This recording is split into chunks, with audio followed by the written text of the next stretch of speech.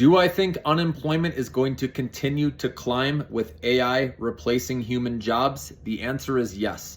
And I've been talking about this for a while, that inevitably the unemployment rate will continue to climb because AI is helping companies reduce labor costs while increasing productivity. Now, Tom Lee, this is what I want to get across. This is what changed my outlook, okay, on why AI stocks can continue to perform well even during a recession. So remember, there are not enough prime age workers out there around the world to cover all the jobs needed. So instead of these wages being paid to a human, now the wages are being paid to an AI company like NVDA, like Broadcom, for example. And now that's padding their earnings per share while also increasing their revenue. And then this filters into the S&P 500 as well and raises growth expectations for the S&P. So that's why the stock market will continue to go up, because we know these big cap companies have huge weightings in the indexes. They'll probably end up buying back more shares with the cash flow, that's coming in. And so it's going to cause the stocks to continue to go up. So yes, even though this week, right, is going to be volatile, we know there's some negative news, obviously, with NVIDIA delaying their Blackwell shipments. Again, this hasn't been confirmed, but I expect it to be true, but we'll find out here in the coming days. I still believe after that dip, you want to get in and hold long, guys.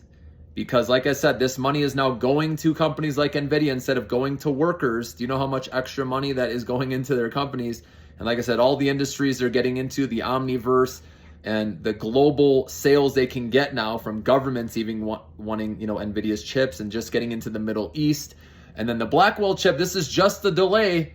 That's the perfect time for people that are not in. You should be loving this news where you can buy this stock in much lower, potentially, maybe around 95. Who knows if it goes lower than that, but you should be saying thank you for that news, because like I said, if it stays that way and NVIDIA doesn't come out saying that this is untrue, then it's most likely there's going to be a sell-off with the semiconductor names. And then you want to start buying, guys. Buy. But remember to spread out your amounts in case it keeps going lower. You break it up into 3 or 5, however you want to do it. Remember, if you want to put in 10,000, maybe you put 2,000 in every 2 weeks, or however you want to do it, right? But just to make sure you have dry powder, some cash on the sidelines in case things do go lower, if the fears get worse and the panic selling, that's where you can really take advantage and get a really nice cost basis to ride it up. So remember, the moral of the story here, guys, not enough prime age workers to cover all the jobs out there, okay? Labor shortages, and companies are realizing they can save money by reducing labor costs, again, firing workers, which means unemployment goes up. But who's the beneficiary of that?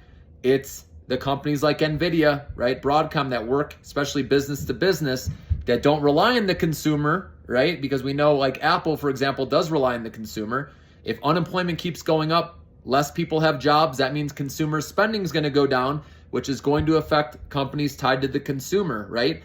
But NVIDIA, like I said, Broadcom, they're more business to business. So if you focus on those, they're going to be more recession proof. So that's why I like NVIDIA. And even Micron. Micron does a lot of business to business. Yes, they have a little exposure business to consumer. But I think overall, that's still going to be a great company or a great stock to own with all the memory needed. And it's still doesn't get enough coverage, but it will one day, trust me.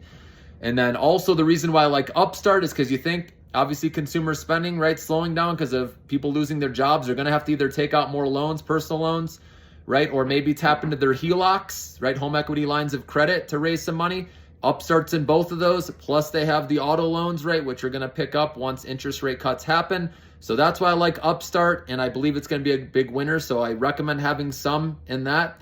And then the IWM plays the whole small cap sector, as you know, and they're going to benefit from an interest rate cut.